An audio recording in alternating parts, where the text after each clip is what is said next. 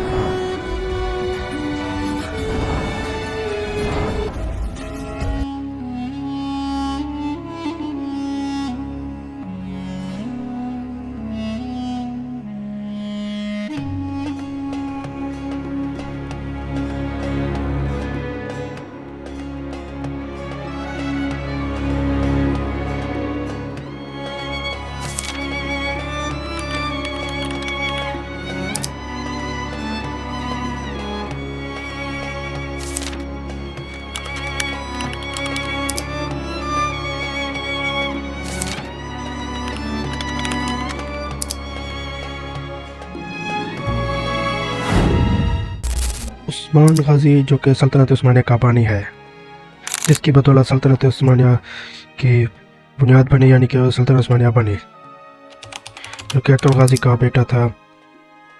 इसके बाद उसका जानशीन orhan गाजी जो कि सल्तनत को बहुत आगे ले गया।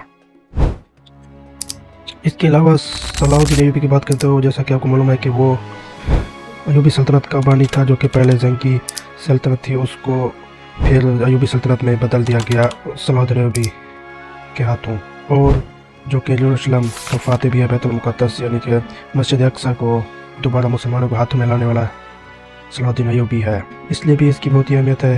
तो आपको कौन सा लीडर और कौन सी शख्सियत, अहम शख्सियत आपको अच्छी लगती है, अपनी राय कमेंट सेक्शन में लाजमी देना।